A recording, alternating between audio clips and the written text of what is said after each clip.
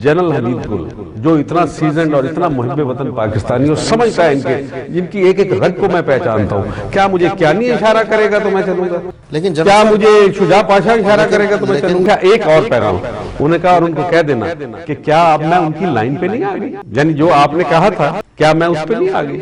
अल्लाह ने उनको उसके 3 दिन बाद इन्होंने, क्योंकि अगर उन्होंने मेरे साथ मुझे ये पैगाम भिजवा रही हैं, अमरीकनों के पास भी पहुंच गया होगा कि तो बागी हो गई है। सीधी सी बात है कि एक ऐसी खातून को जो वेस्टर्न दुनिया में जानी पहचानी, जो एक मुसन्निफ है, जो एक 2 दफा प्राइम मिनिस्टर रह चुकी है, सबसे बड़ी पार्टी की हेड है, अगर वो एक ऐसा एंटी अमेरिकन नारा लगा देती तो ये अमेरिका के लिए पाकिस्तान में गुंजाइश कोई ना होती। और उससे पहले उन्होंने कहा कि इसको जनरल साहब, इस वाकये के बाद आज 4 साल हो गए मोहतरमा की असैसिनेशन को, आपने कभी उनके शोहर से मिलने की ख्वाहिश की? मैंने ताज़ियत के लिए कहा था, उन्होंने नहीं जवाब दिया, नहीं उसको किया। मैंने उनका, मेरे पास उनका डायरेक्ट उन दिनों नंबर पता नहीं बदल गया होगा, मैंने डायरेक्ट नंबर पे उनसे कहा कि मेरे जानने वाले हैं। मैंने कहा जी मैं आना चाहता हूँ ताज़ियत के लिए आपके पास, लेकिन वो अमेरिका के दबाव में होंगे। यहाँ हर कोई अमेरिका के दबाव में है, यहाँ हर कोई अमेरिका के दबाव में है, यहाँ हर कोई अमेरिका के दबाव में है। हमीद गुल के साथ तो लोग डरते हैं बात करने के लिए, मेरे साथ छू के मेरे पुराने जर्नैल, मेरे साथी,